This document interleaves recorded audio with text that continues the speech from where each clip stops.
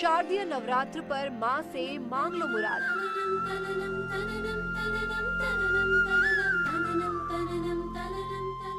माँ के दर से कोई खाली नहीं लौटेगा।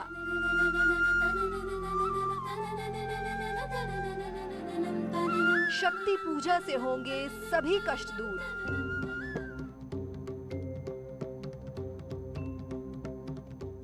कलश स्थापना का सही समय जानिए।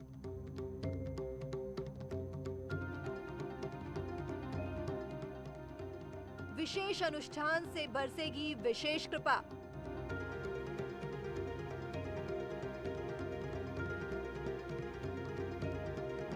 इस बार 8 दिन के नवरात्र क्यों?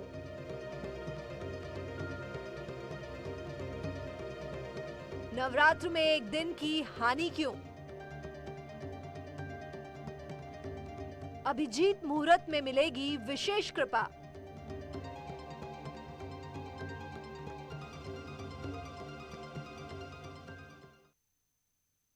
और इस वक्त सुमित गर्ग हमारे सहयोगी मिर्जापुर से हमारे साथ मौजूद हैं। सर्वेश सिंह हमारे साथ बलरामपुर से जुड़े हैं। सर्वेश, आपके पास आती हूं। शारदीय नवरात्र की शुरुआत हो गई है। बीते साल से तुलना करें तो इस बार तस्वीर थोड़ी बदलती हुई नजर आ रही है। बीते साल कोरोना का संकट था, कोरोना का डर था, लेकिन इस बार ये डर बहुत कम है। और ऐसे में शारदीय नवरात्र की शुरुआत बलरामपुर में कैसे हो रही है? देखिए, ये शक्तिपीठ देवी पाटन का मंदिर है जहाँ खड़े हुए हैं तुलसीपुर में, और शारदीय नवरात्र प्रारंभ हो चुका है। आज पहला दिन है। आराधना माँ के दरबार में उनका आना शुरू हो गया है। और जैसा आपने बताया कि पहले कोरोना का दौर था और कोरोना का दौर खत्म हुआ है, इस बार जो श्रद्धालु यहाँ आ रहे हैं, लग ही नहीं रहा है कि कोई अभी 6 महीने पहले या चली हुई थी। तो इस तरह श्रद्धालुओं का जो भक्तों का है वो तांता यहाँ लग गया है। सुबह से ही 4 बजे से ही जब से मंदिर के कपाट खुले हैं, लोग यहाँ लाइन से लग के दर्शन कर रहे हैं माँ के। और आपको बता दें कि यह एक सिद्ध पीठ है, शक्ति पीठ होने के साथ साथ सिद्ध पीठ है। सिद्धियां प्राप्त करने के लिए भी लोग यहाँ पर आते हैं। तो कोरोना का जो दौर खत्म हुआ है उसके बाद यहाँ पर श्रद्धालु भारी संख्या में उमड़ के आ रहे हैं। और सिद्ध पीठ होने के कारण देश के कोने कोने से सिद्धियां प्राप्त करने के लिए भी लोग यहाँ आते हैं और साधना करते हैं। मान्यता यहाँ की यही है कि भगवान दानवीर कर्ण ने यहाँ पर माँ की आराधना की थी और सूर्य कुंड स्थापित किया था। तभी से इसके और भी पौराणिक महत्व हैं।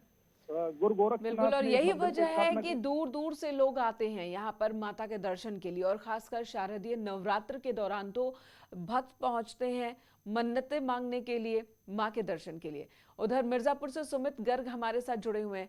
सुमित, मिर्जापुर में भी माँ के दर्शन के लिए न सिर्फ मिर्जापुर आसपास के बल्कि पूरे देश से लोग पहुंचते हैं। यहाँ पर भी माँ का शक्तिपीठ, और ऐसे में अब जब नवरात्र की शुरुआत हो रही है तो किस तरह की तस्वीर, नजारा वहां देखने को मिल रहा है और क्या तैयारी मंदिर की ओर से की गई है?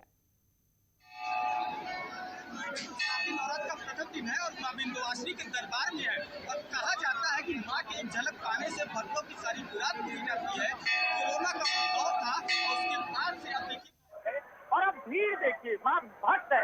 ये रात से ये भीड़ है और 2 लाख दर्शनार्थी अब तक मां के दर्शन कर चुके हैं। और ये जो लाइन की कतार है, लगभग 2 किलोमीटर तक ये कतार लगी हुई है और लगातार पूरी रात से भक्त मां के दर्शन करने के लिए, एक झलक पाने के लिए यहाँ पे आए हुए हैं। और कई राज्यों की, क्योंकि ये सिद्ध पीठ है, यहाँ पे 9 दिनों तक रहकर के कहा जाता है, कलश की स्थापना करते हैं भक्त और 9 दिनों तक माँ की पूजा करते हैं। और कहा जाता है कि माँ की मौला कुछ भी मांगने से भक्तों की पूरी मुराद पूरी करती है।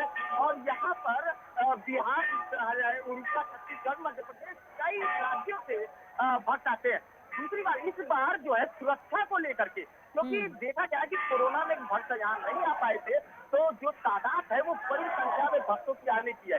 तो एटीएस की निगाह में इस बार सुरक्षा व्यवस्था की गई है। आज जोन 18 सेक्टर में ये एक मेला क्षेत्र बांटा गया है और कई क्षेत्रों की, कई जिलों की पुलिस यहाँ पे लगाई गई है। लेकिन आप देख सकते हैं भीड़ है। एक बार फिर से दिखाएंगे। वाकई सुमित, यहाँ पर श्रद्धालुओं की संख्या देखते बन रही है। पैर रखने की, तिल रखने तक की जगह यहाँ नहीं नजर आ रही। इतने श्रद्धालु यहाँ पहुंचे और ऐसा नजारा हर साल देखने को मिलता है। बीते साल हमने देखा था जब कोरोना का संकट था, तब भी पहले दिन लोग पहुंच गए थे। हालांकि बाद में प्रशासन ने कंट्रोल करने की कोशिश की और फिर लोगों की संख्या को कम कर दिया गया। यहाँ पर यह भी बताइएगा जरा कि इस बार क्या इंतजाम किए गए हैं, क्योंकि ऐसा भी नहीं है, कोरोना यूपी में कंट्रोल में जरूर है, लेकिन ऐसा भी नहीं है कि ये खतरा बिल्कुल टल गया है, खत्म हो गया है। तो यहाँ पर कौन कौन से प्रिकॉशंस रखे जा रहे हैं, किन नियमों का पालन किया जा रहा है, क्या जो लोग यहाँ पहुंच रहे हैं, खासकर अगर वो दूसरे प्रदेश से यहाँ पहुंच रहे हैं, तो उनके लिए कोविड रिपोर्ट या फिर वैक्सीनेशन सर्टिफिकेट, इन सब चीजों को जरूरी किया गया है। बिल्कुल कागजों पर मतलब यहाँ सैनिटाइजर मास्क बिना किसी को खबर नहीं मिलेंगे। यहाँ पे मंडलायुक्त डीएमसी बैठक से तय हुआ था कि कोई भी आएगा तो बिना मास्क सैनिटाइजर तो वो नहीं पाएगा। ठीक है सुमित, आपके पास लौटूंगी। उपेंद्र वाराणसी से हमारे साथ जुड़ चुके हैं। वाराणसी में भी आज का दिन बहुत खास है, शिव की नगरी में शक्ति की उपासना, और आज तो सीएम योगी आदित्यनाथ भी वहीं पर मौजूद हैं बीती रात से ही। उपेंद्र, आपके पास आती हूं। आपने जैसे कि कहा था कि शिव की नगरी में सीएम योगी आदित्यनाथ शक्ति की उपासना करते नजर आएंगे। अमूमन होता है कि नवरात्र की शुरुआत वो गोरखपुर में ही करते हैं, वहां पर पूजा अर्चना करते हैं, वो मां शक्ति के भक्त हैं, वो ये बात वो खुद कई बार कह चुके हैं। इस बार क्या खास होने वाला है जबकि सीएम वहीं पर है?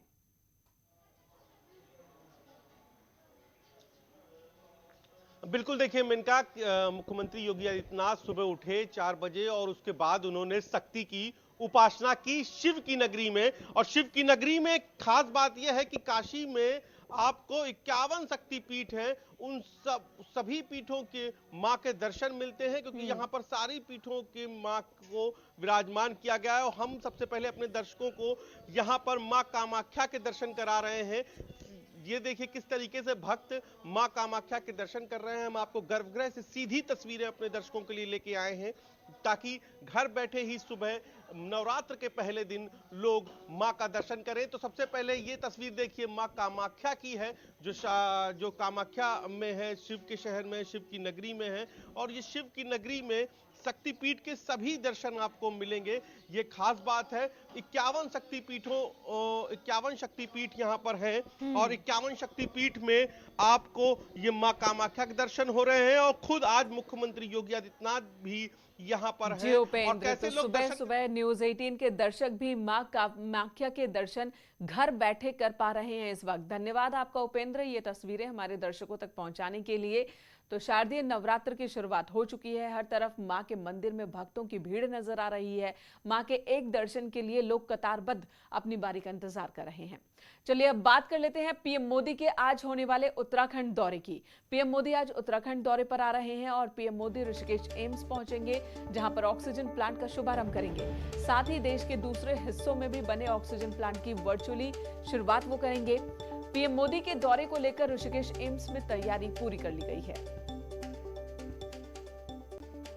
उत्तराखंड में 7 अक्टूबर का दिन महत्वपूर्ण होने जा रहा है, क्योंकि प्रधानमंत्री नरेंद्र मोदी ऋषिकेश एम्स पहुंचकर यहां पर ऑक्सीजन प्लांट का शुभारंभ करेंगे। साथ ही वर्चुअल माध्यम से देश के जितने पीएम फंड से ऑक्सीजन प्लांट बने हैं उसका भी शुभारंभ करेंगे। स्थानीय प्रशासन ने पीएम के दौरे को देखकर पूरी तैयारियां कर ली है। ऋषिकेश से आशीष डोभाल, न्यूज़ 18। और इधर बुधवार को सीएम योगी आदित्यनाथ अपने 2 दिवसीय दौरे पर वाराणसी पहुंचे, जहां पर सीएम ने सबसे पहले अधिकारियों के साथ सर्किट हाउस में समीक्षा बैठक की और अधिकारियों से कानून और विकास कार्यों का अपडेट लिया। इसके बाद रात में सीएम योगी काल भैरव के दर्शन करने पहुंचे और फिर काशी विश्वनाथ धाम के दर्शन कर आशीर्वाद लिया। वैसे मुख्यमंत्री योगी आदित्यनाथ जब भी काशी के दौरे पर होते हैं तो काशी विश्वनाथ कॉरिडोर की समीक्षा जरूर करते हैं, ताकि काशी के विकास पर किसी भी तरह की कहीं कोई कोताही न रह जाए।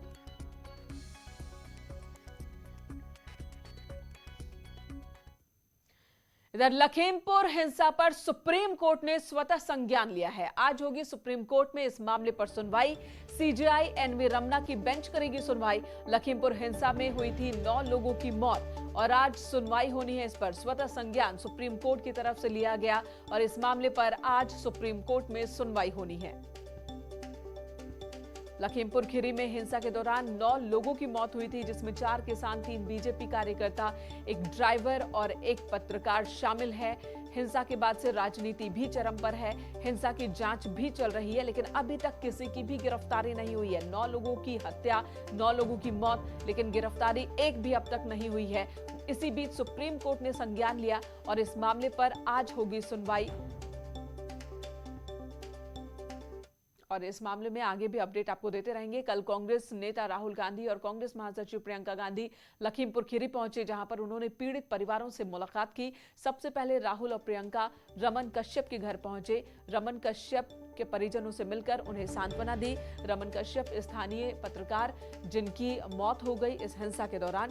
उसके बाद राहुल और प्रियंका निघासन के चौखड़ा फार्म पर मृतक किसान लवप्रीत के घर पहुंचे और उनके परिजनों से मुलाकात की, उन्हें भी हिम्मत बंधाया।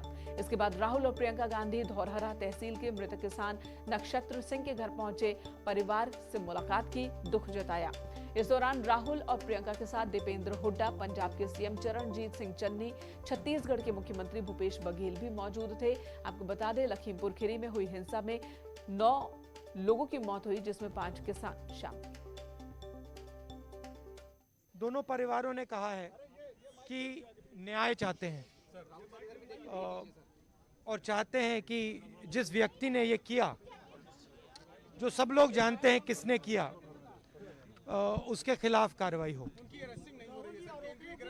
उनकी अरेस्टिंग नहीं हो रही है और उनके जो पिता हैं वो होम मिनिस्टर हैं स्टेट के, तो अरेस्टिंग होगी भी नहीं।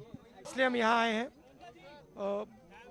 परिवार की मदद करने के लिए और यहाँ थोड़ा दबाव डालने के लिए कि इन परिवारों को न्याय मिले।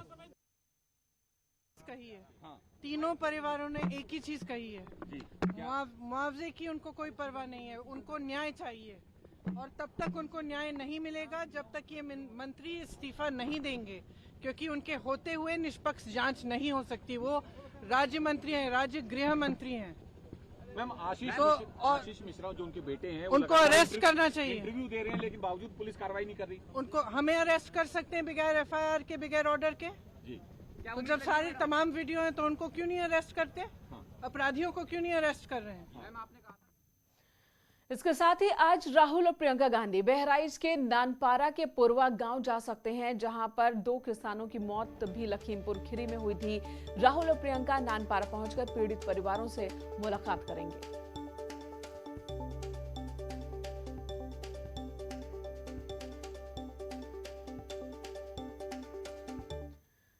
उधर सीतापुर से लखीमपुर जाते वक्त रास्ते पर खड़े लोगों ने प्रियंका गांधी जिंदाबाद के नारे लगाए।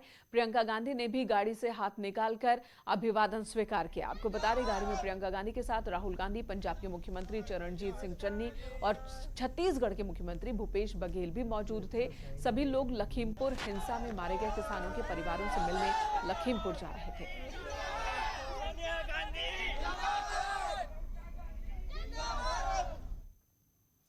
लखीमपुर खीरी के रास्ते अब सियासी नेताओं के लिए सरकार ने खोल दिए हैं, जिसके बाद अखिलेश यादव भी लखीमपुर जाने का फैसला किया उन्होंने।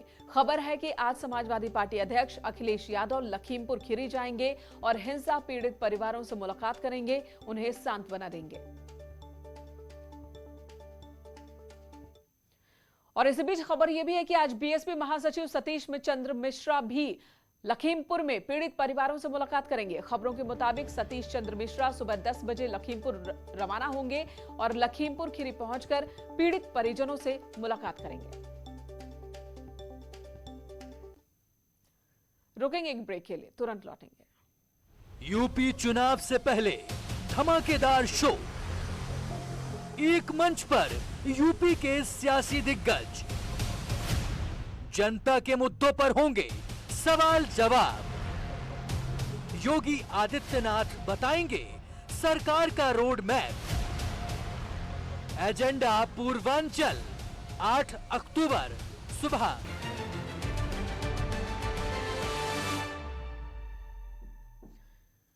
कासगंज के कोतवाली सदर क्षेत्र के गांव नौरथा में एक महिला की लाठी डंडों से पीट-पीटकर हत्या का मामला सामने आया। महिला के परिजनों ने ससुराल पक्ष पर जमीन के विवाद में पीट-पीटकर हत्या का आरोप लगाया। परिजनों की शिकायत पर पुलिस ने केस दर्ज कर लिया है, मामले की पड़ताल शुरू कर दी है। मैं रहने वाला नगला केसरी का, मेरी भतीजी है, ये नौरथा में ब्याही थी सर। इन लोगों से लड़ाई हुई सुबह जगह के पीछे, मकान के पीछे। इन लोगों ने हमारी लड़की को खेत में चारा काटने गई, वहाँ पर लाठी डंडों से हमारी लड़की ने कुचल के मार दी। उधर हरदोई के बेनीगंज कोतवाली के डिघिया तिराहा के पास एक तेज रफ्तार पिकअप 3 बाइकों को टक्कर मारते हुए आगे बढ़ गई। हादसे में एक महिला की मौत हो गई है, 3 लोग जख्मी हैं जिन्हें इलाज के लिए अस्पताल में भर्ती कराया गया। आपको बता दें, सभी अमावस्या स्नान के लिए जा रहे थे। थाना बेनीगंज क्षेत्र में कुइयां व डिघिया तिराहे के पास एक पिकअप जो कि मिश्रिक से हरदोई जा रही थी और कुछ श्रद्धालु जो कि नहाने जा रहे थे मिश्रिक, वो मोटरसाइकिल सवार थे। 3 मोटरसाइकिलों में पिकअप द्वारा टक्कर मार दी गई, जिसमें एक महिला सुज्जा देवी, उम्र लगभग 50 साल है, इनकी डेथ हो गई है। पुलिस पंचायत भर के पोस्टमार्टम के लिए बॉडी को भेज रही है। 3 व्यक्ति घायल हैं। जो पिकअप है उसको पकड़ लिया गया है और जो ड्राइवर है उसको हिरासत में लिया गया है। अन्य आवश्यक विधिक कार्रवाई पुलिस द्वारा की जा रही है। वक्त एक ब्रेक का, ब्रेक के बाद खबरें होंगी उत्तराखंड से।